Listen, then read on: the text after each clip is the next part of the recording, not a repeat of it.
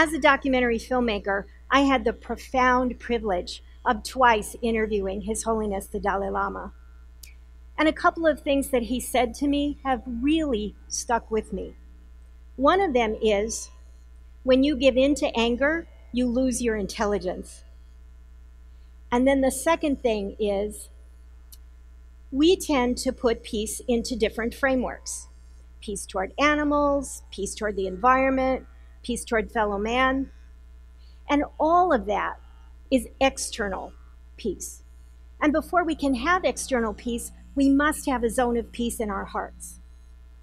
That really struck me. I was very angry at that time. No zone of peace in this heart. I was having problems in my marriage. I was warring with a neighbor, and I was convinced that a business associate was taking advantage of me. And I realized that I was the common denominator of all that anger. So I went on a quest to find out what a zone of peace might mean for me.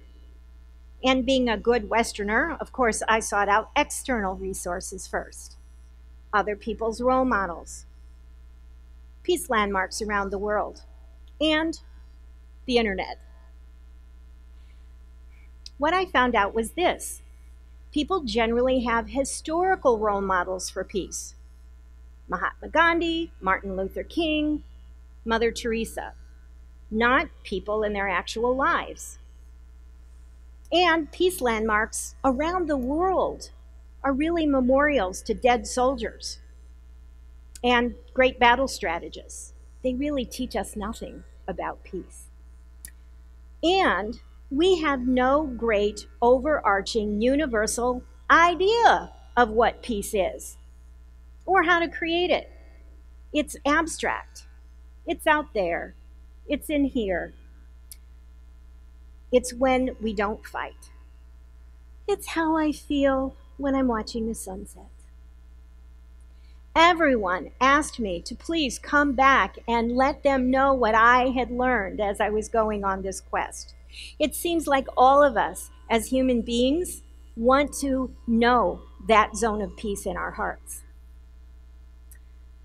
So in my research, I found some Nobel laureates from different countries who were average citizens at the time they stood up for peace in their area of conflict. A secretary, a waitress, an attorney, a professor, and a homemaker. These were individuals that actually mitigated violence that was inflicted on them and their communities. And I interviewed former violent offenders, former gang leaders, who would come back to their neighborhood in Chicago. These individuals had perpetrated violence on individuals in their communities. And amazingly, what they had to say about peace mirrored each other. I came to understand peace not as something out there or even a state of mind or being. Rather, it is a skill we can all learn. And it is a created act that we do now and now and now in every moment. And that led me to take a look at conflict. Are peace and conflict opposites? Peace good, conflict bad? We tend to think of conflict as leading to hatred, violence, and retaliation. But isn't it actually our reaction to conflict that leads to hatred, retaliation, and violence? We look at conflict in polarity: good, bad, win, lose, right, wrong. And how many of us really hate to concede something in a conflict because we'll be considered the loser? There is another definition of the word concede, though, and that is granting validity. What does that mean, to grant validity? Well, It means that we honor someone else's perspective, not as the right one, not as a better one, although it might be a more workable one, but we accept it as a legitimate point of view for that person. Let's do a little experiment. Imagine that you're holding in your hand a flexible metal, everyday paperclip. It's designed to hold 2 or more pieces of paper together, right? Okay, and if you didn't know that that's what this flexible piece of metal was, what could it be? It's really interesting to watch people change, accept, even delight in perspectives of other people of what this metal could be. My personal favorite is a photo stand. Currency, it could be traded for something, and a coffee stirrer. The Nobels universally said dialogue is key to creating peace. Face-to-face, real-time dialogue. Sorry, guys. Not Snapchatting, not Facebooking, not emailing, not texting, not Facebooking, but real face-to-face dialogue. We must listen to each other and talk to one another and speak and listen from a generous place that allows us to create and connect with one another. Hand in hand with dialogue is process. Peace can occur in a single conversation, but more often than not, it takes a series of conversations, those dialogues that are listening and speaking for possibility. And sometimes it can be really uncomfortable to actually talk face-to-face, real-time with someone. However, one of the former gang leaders, former violent offenders that I interviewed, shared a story about something that happened in prison. He was imprisoned because of gang activities. He looked around, and almost every other man in there was in there for gang activities. And they were still warring with each other as gangs in the prison. They had to watch their back every day. But he saw something else was possible.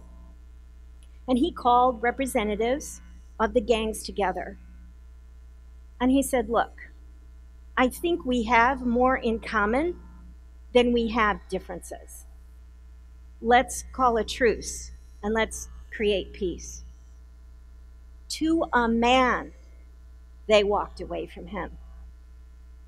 And Max thought, I'm going to have to watch my back even more carefully now. But over the next few days, individuals walked up to him and said, tell me more.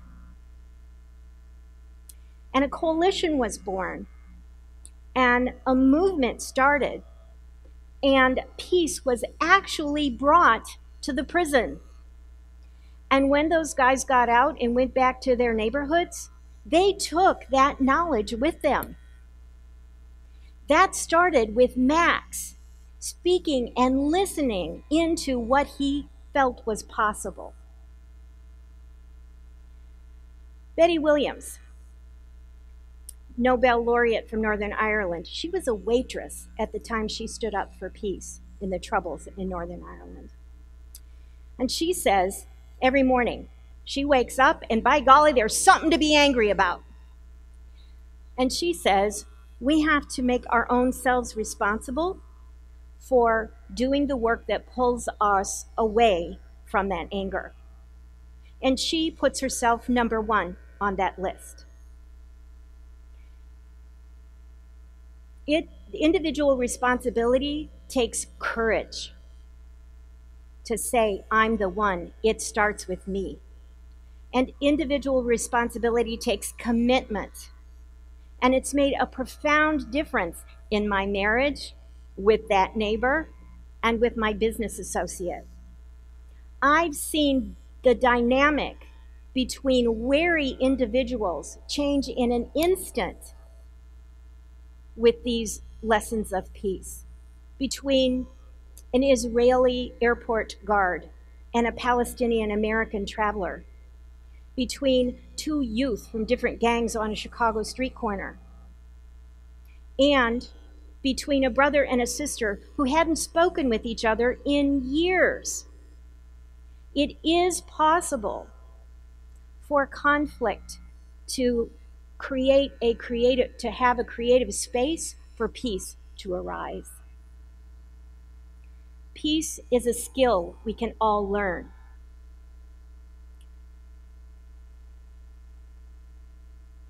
It takes granting validity. It is a created act, now and now and now. Dialogue is key. It is a process, and it starts with me.